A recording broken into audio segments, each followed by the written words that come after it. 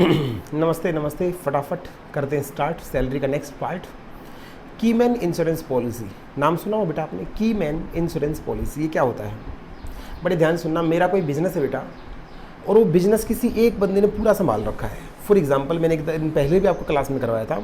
मेरी मान लो हुडा कॉम्प्लेक्स के अंदर कोई शॉप है, और उस शॉप पे पैसा मैंने लगा रखा है, माल मैंने लगा रखा है, लेकिन वहाँ पे बंदा कोई और बैठता है।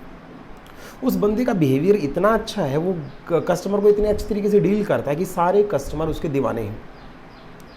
अब हालात ऐसे हैं, जिस दिन वो मेरे बिजनेस में आता है तो सेल बढ़ती है, जिस दिन वो नहीं आता बाई चांस कि वो इसको काम हो जाए तो मेरे बिजनेस की सेल नहीं होती।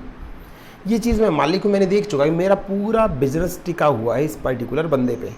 अगर कल को इसको कुछ 19-21 हो गया तो मेरा बिजनेस तो गया। ऐसे बंदे को कीमैन बोलते हैं, कीमैन, जिसके ऊपर पूरा बिजनेस डिपेंड करता है। तो मेरे को डर था भाई इसको कुछ होना चाहिए, तो मैंने उसका उठा के इंश्योरेंस करा दिया। मैंने उस बंदे का उठा के 5 करोड़ का इंश्योरेंस करा दिया और प्रीमियम भरना स्टार्ट कर दिया।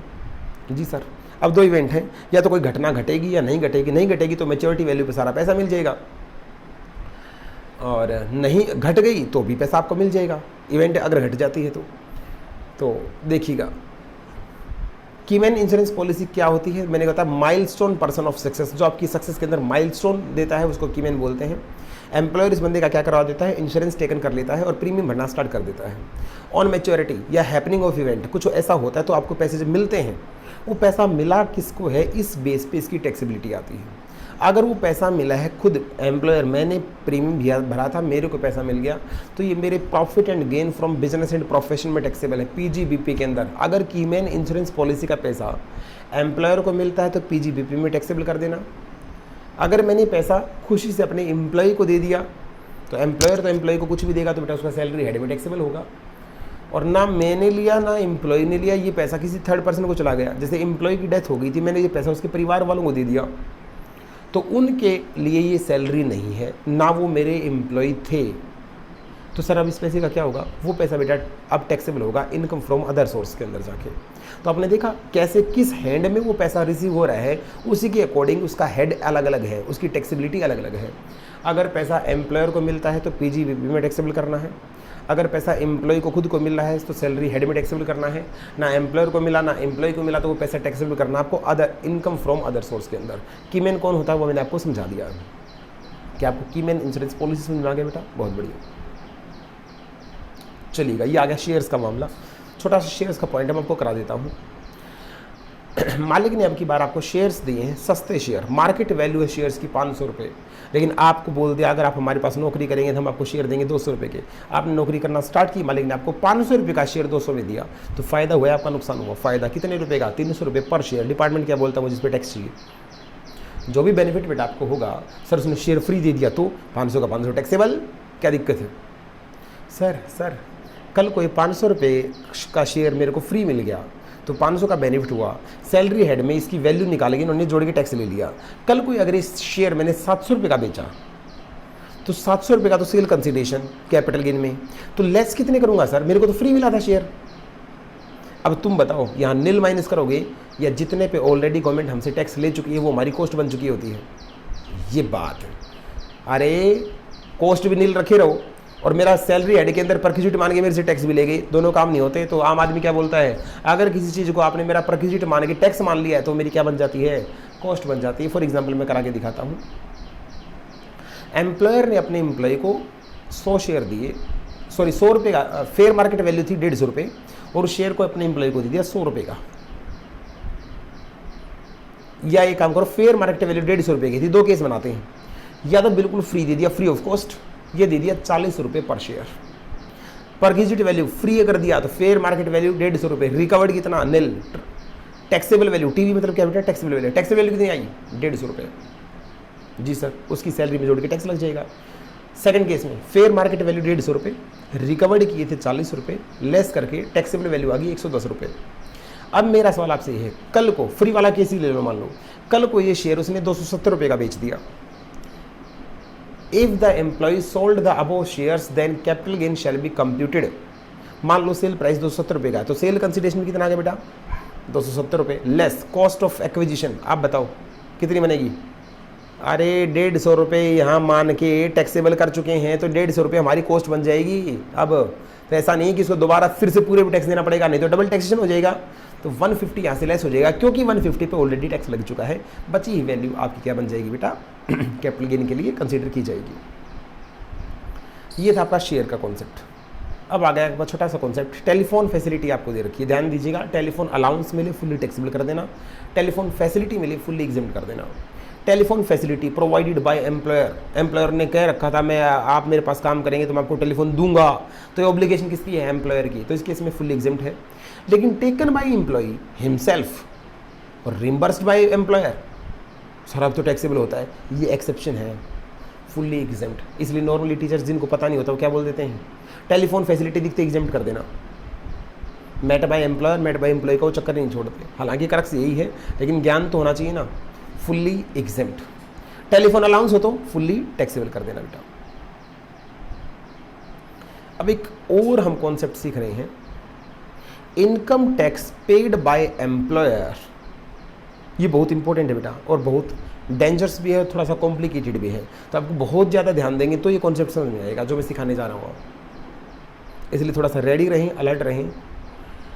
10 सेकंड का ब्रेक ले लें, उसके बाद करेंगे।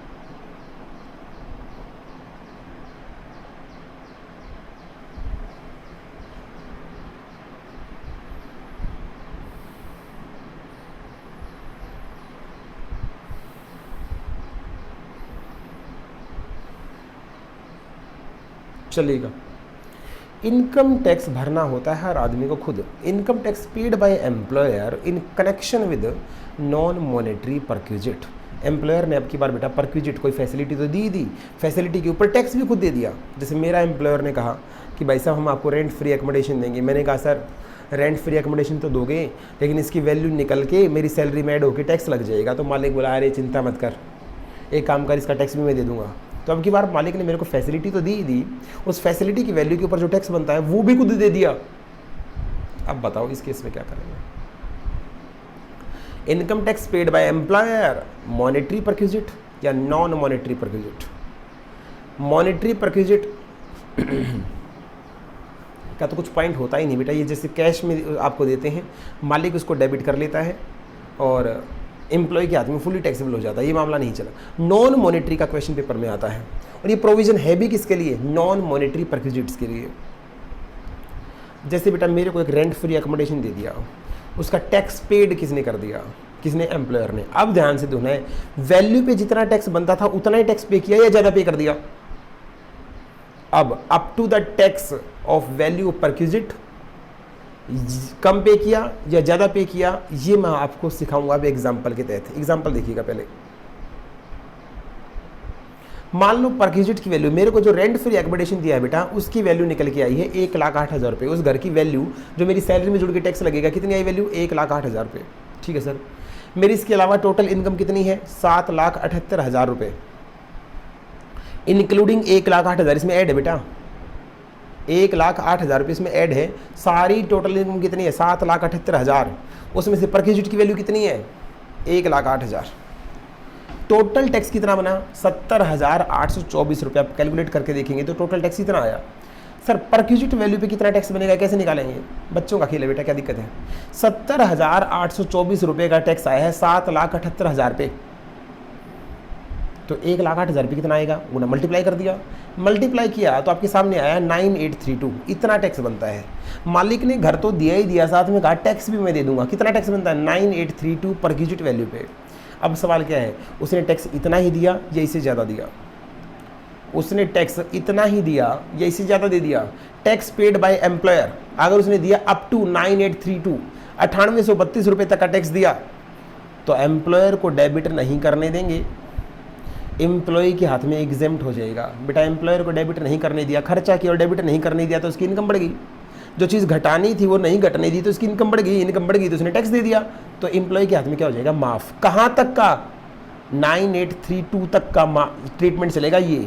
लेकिन अगर उसने ज़्यादा टैक्स पे कर दिया, बनता था कितना 9832, एम्प्लॉयर ने कहा ले 20,000 रुपये ले जा, अब क्या होगा, अब देखिएगा ध्यान से, कितना एक्स्ट्रा पे किया है, 10,168 रुपये। ऐड, देखो हमारी सैलरी में एज ए परक्विजिट ऐड होगा और add to salary as a perquisite 9832 रुपये का तो ट्रीटमेंट हम कर चुके हैं, वो तो हमारे हाथ में क्या एग्जेम्प्ट है। 10,168 रुपये जितना भी एक्स्ट्रा पे किया है वो हमारे हाथ में टैक्सेबल होगा, और जब कोई चीज़ हमारे हाथ में टैक्सेबल होती है तो सामने वाला उसको P&L में क्या कर लेता है, डेबिट कर लेता है। मैं फटाफट इसको रिकॉल करता हूँ, समझाता हूँ आपको ध्यान से। केस क्या चल रहा है, एम्प्लॉयर ने आपको नॉन मैनेटरी परक्विजिट दिया, जैसे घर दिया तो घर के साथ साथ बोल दिया उसकी टैक्स की जिम्मेवारी भी मेरी, तो उस पर टैक्स कितना बनता है कैसे निकालोगे, भूल जाओ कोई परक्विजिट की बात थी, टोटल टैक्स निकालो टोटल इनकम के ऊपर, इतना टैक्स बनता है इतनी इनकम पे, तो परक्विजिट वैल्यू पे कितना बना, मल्टीप्लाई करके वो टैक्स आ जाएगा। अब दो केस, मालिक ने वहीं तक का टैक्स पे किया है या एक्स्ट्रा टैक्स पे किया है, अगर जितना टैक्स बनता था उतना ही पे किया है तो एम्प्लॉय तो हो जाएगा एग्जेम्प्ट और एम्प्लॉयर हो जाएगा टैक्सेबल। कहाँ तक का, 9832 तक का ट्रीटमेंट बताया मैंने हमारे एग्जाम्पल में। ये अगर इसे ज़्यादा पे कर रखा हो तो एक्सेस के लिए मालिक कर लेगा P&L में डेबिट, वो बच गया, और एम्प्लॉय के हाथ में हो जाएगा as a perquisite taxable. Most important था आप लोगों के लिए, इसका मैं प्रैक्टिकल भी करके दिखाऊंगा, हालांकि मैंने करवा भी दिया है। ये था आपका इंपॉर्टेंट पॉइंट। चलिए बेटा मिलते हैं नेक्स्ट वीडियो में, नहीं तो वीडियो हो जाएगी लंबी।